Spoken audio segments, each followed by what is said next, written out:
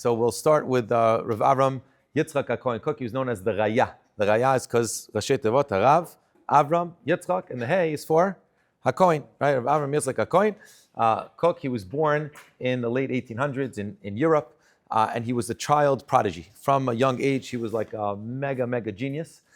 They say that when he went to Volozhin Yeshiva, he was finishing 40 daf a day, like be'in. He was like just like a total machine. Like, and everyone, whether you agreed with his, like later on, all the G'daylim, even the ones who like agreed with his philosophy, disagreed with his philosophy, no one could disagree with his sheer genius and breadth of Torah knowledge, both in Machshava and in Kabbalah. He learned with the Bala Leshem, the big Mekubal.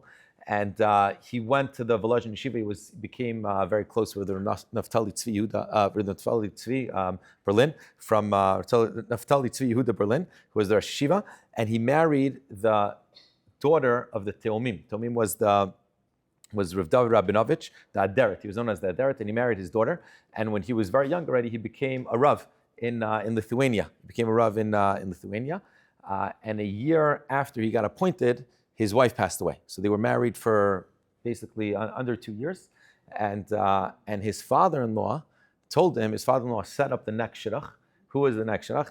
The Aderet had a twin brother, and he had a daughter also. So he told his son-in-law, Rav Kook, he says, why don't you marry your cousin, meaning your late wife's cousin?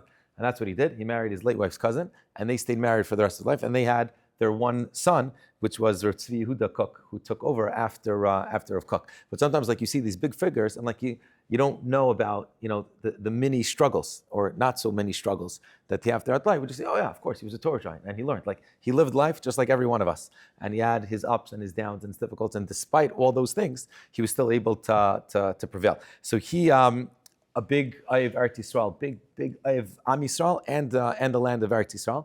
And he eventually came to be the chief rabbi of Yafo in 1904. He had to leave during World War II. And then when he came back in I think it was in 1919, he became the first chief rabbi of Eretz Yisrael. And he would travel Eretz Yisrael to meet with all the different olim that came. This was before, obviously, the formation of the state of Israel. But he would go meet all the different people that weren't exactly like him. And he spent a lot of time. Now, there's an amazing story, like Mamish, an incredible story from Rav Soloveitchik. And this is also on that we spoke about last week. You can find this online also. Rav Soloveitchik once went to kibbutz, but it was one of these like anti-religious kibbutzim. One of these kibbutzim that it's like, Mamish, nothing, nothing's nothing, right? Everything's like the worst of the worst. And he goes and he spends there, and he shows up, and they hear that the Rav is coming. And they offer him, they say, we have kosher food in our kitchen. Now, for those of you who are not familiar, the way kibbutzim work is that you don't like make food in your dining room, in your house, right? It's a kibbutz. Everything is socialism, everyone's eating together, everything goes into this big pot that we all share it, right? So everyone would eat in the dining room. And they told the Rav, he says, our kitchen is kosher. And the Rav is like, your kitchen is kosher? It's like, you guys are like the anti-dati, like the, kibbutz of Israel. What do you mean your kitchen is... your kitchen coach says, yeah. He said, we'll tell you the story. He says, a few years ago, and you should hear the Rav say this, with like, mamish, it's amazing.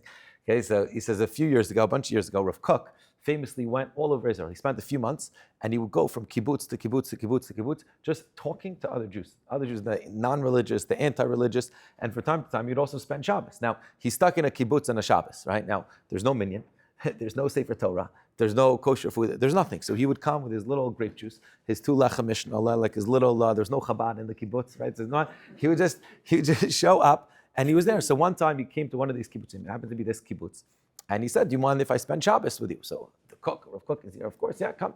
They got him a place to sleep, and he stayed there, and he went to the communal dining room, and he made kiddush on the side, and he made a motzi on the side, and he sang a little bit of zmiros, and he was there. He spent the whole Shabbos there. Didn't say a single word of you should do this and you should do that, and nothing. Before he left, so the whole kibbutz, Rav Kook is leaving, they came to escort him, and as he was about to leave, he stops and he looks at everyone, and he says, I hope that the next time I come, I'll be able to eat with you also. And he got into his wagon, car, whatever it was, and he left. And the people in the kibbutz were so shaken, like, we had Rav Kook come, and we couldn't even eat with him because he keeps kosher. He says, this can never happen again, and they made the whole kitchen kosher. Right? Made the whole kitchen kosher. And that's when the Rav came, he says, when I showed up, I knew everything was kosher. There was a mashgiach there that made sure that everything's kosher, and I was able to eat at this specific kibbutz. That was one of the things of Rav Kook, that besides for his massive Torah genius and his ability to know everything, he spoke to everyone, and his Avos Yisrael, and of course his Avos of Eretz Yisrael, that he always wanted to come here. When he came in 1904 as the chief rabbi of Yafo, he didn't want to leave.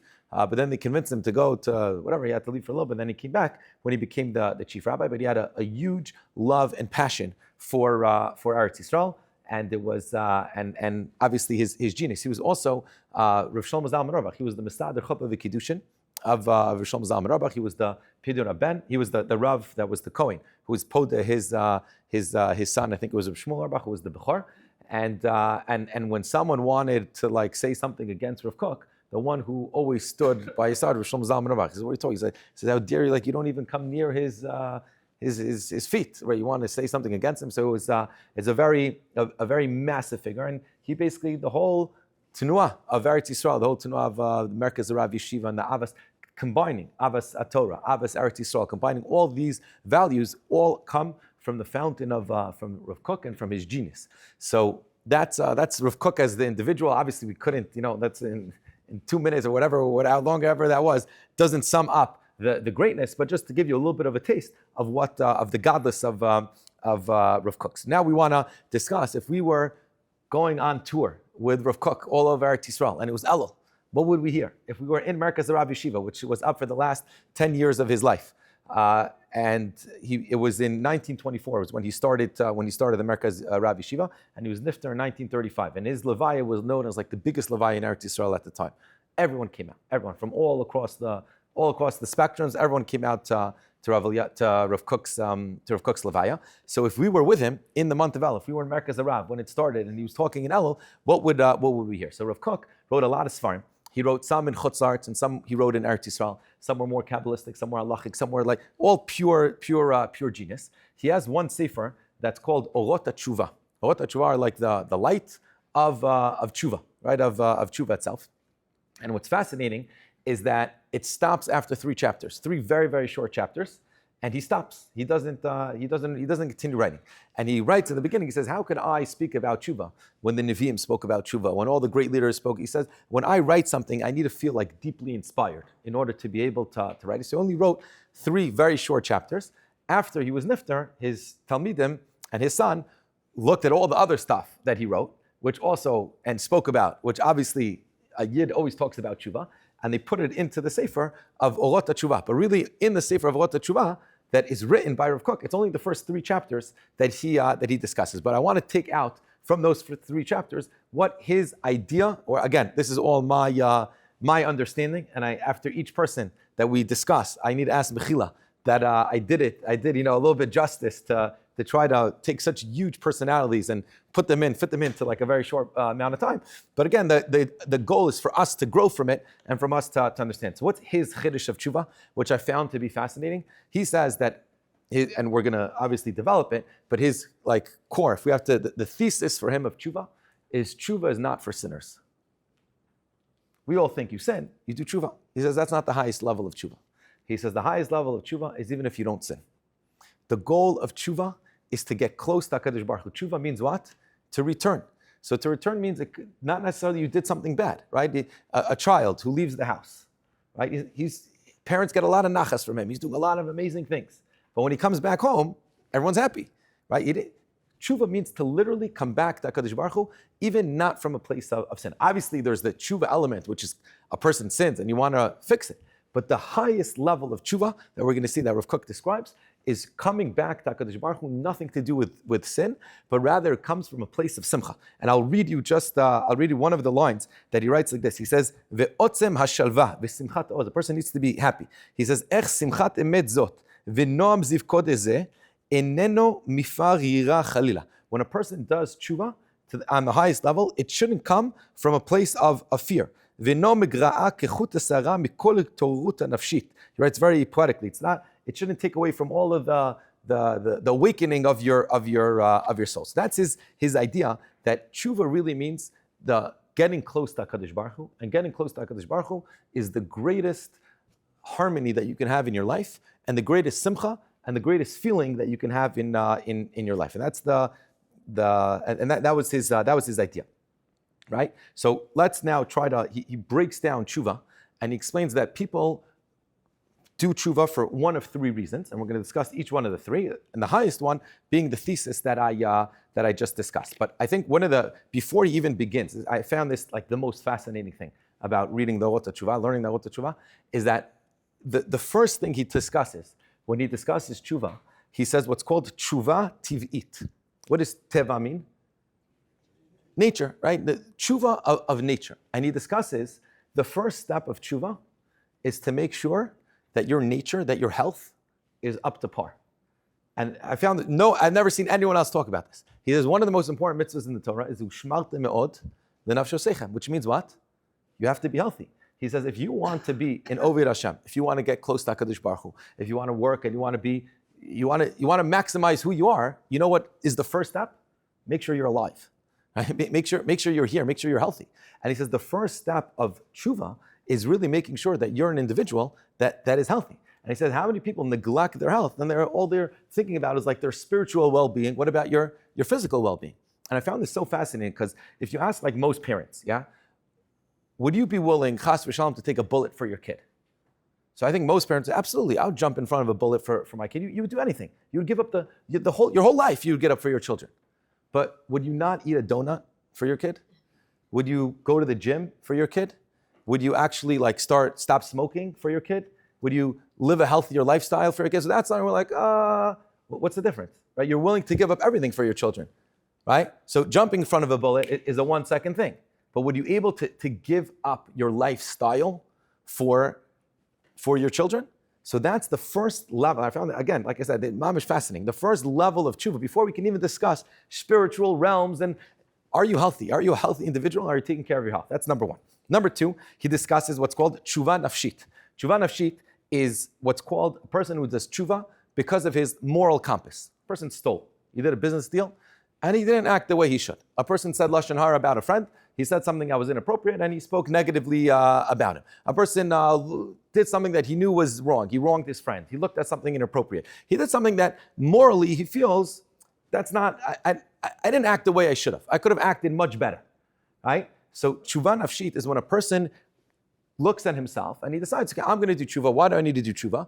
Because I did something that's morally wrong. I did something that everyone agrees it's wrong, right? I stole. I spoke negatively about it. I did something that's wrong. That's called tshuva nafshit. That's the most basic level of tshuva, and this exists even with non-Jews, right? Someone who wrongs someone else. At a certain point, you're like, why did I do that? Why did I hurt him? Right? He has his right to live his life, but I did it, right? So a person, that's the first level. Second level of tshuva is what he calls tshuva emunit. Emunit means tshuva that comes from a place of faith, right? There's an issur way shatnez, right? Goyim aren't doing tshuva because they didn't check their suit for shatnez, right? For Jews, sometimes you'll come Erev Yom Kippur and you'll have a cheshbon. 1 second. Let me think, did I do all the mitzvahs? There's shatnez, there's not keeping kosher. Was I makbid on all the chsherim? Was the basar b'chal, when the thing got mixed up in the thing, did I just like fake it and say, okay, whatever, no one will know, I'll put it back to where it is? Those are things that you have a moral conscience, but it's coming from a religious place, right? It's not coming from a moral, social place, but it's coming more from a religious place that you know that what you did is religiously wrong. That's the second level of tshuva. The third level of tshuva, and this is what we spoke about before, the highest level of tshuva, this is what he calls tshuva sichlit. Tshuva sichlit means that you come to realization that the greatest pleasure in the world is to be close to HaKadosh Baruch Hu. The greatest pleasure in the world is to realize that you were sent here for a mission, you're doing that mission, and you're maximizing your potential, and that's all you want. And tshuva means to go back to HaKadosh Baruch Hu, to go back to that feeling where every moment you wake up in the morning and you say, I feel one with Hashem. I'm waking up, I'm davening, I'm going to work, but I know that at work I'm helping this person and that person, and I'm going to use my connections. Every minute of my day, I'm living and breathing HaKadosh Baruch Hu. That is the highest level of tshuva, and that is the highest level of simcha. That's what we said in the Mesilas Yesharim. The Mesilas Yesharim says, Yesod HaChasidut, v'shoret avodah tmima, she'yitbarer v'yitamet etzel ha'adam ma'chuvato be'lono. That a person should know what his goal in life is, and then he writes at the end that what is the she'adam lo nivra ela litaneg al Hashem, that a person's the goal of creation is to be close to HaKadosh Baruch Hu. And says Rav Kook He says that tshuva, a lot of times we're scared, right? Tshuva, I need to go back. Hashamti, bagati, I did all these sins. He says that you're doing tshuva wrong. That's not the highest level of tshuva. The highest level of tshuva is to forget all of that. Meaning, okay, maybe you do need to deal with that, obviously. But the highest level of tshuva is, I want to go to a place where I know I'm one with HaKadosh Baruch Hu. And when you go to that place where you're one with HaKadosh Baruch Hu, that is the greatest simcha that you'll have in your life. That's the greatest level of tshuva that you get. And he describes that there's two ways to get to that plateau. He says, usually there'll be like a moment of inspiration. You might come to a shiur, you might hear a story, you might whatever, be like, wow, that's what I really want. He says, but that's only just the inertia to get the ball rolling, right? He says, we're all inspired, but then we drop the ball. He says, then what you need afterwards, that's what he calls tshuva pitomit, right? When a person gets like that inspiration to do tshuva. But after the tshuva pitomit, then you need tshuva edregit, which is like to slowly grow into the tshuva, to actually work on what are your steps that now you're going to feel closer to HaKadosh Baruch Hu. Are you going to daven 3 times a day? Are you going to help other people? What exactly are the steps that are going to get you close to HaKadosh Baruch Hu? So this was the idea of Rav Kook. We tried to summarize, and again, I'm going to ask for Mechila from Rav Kook if I didn't summarize what he, meaning if I didn't summarize him as the individual, which I for sure didn't give him enough justice, and also the ideas, but the idea, the takeaway idea, is that tshuva isn't something that you should be scared of, but tshuva should be something that you embrace, because that is the greatest pleasure in the world, which is to be one with HaKadosh Baruch Hu, to know that every moment in your body and every moment of the day, you're one with HaKadosh Baruch Hu. That's what real tshuva is, and it's not something you should be scared of, but actually something that you embrace.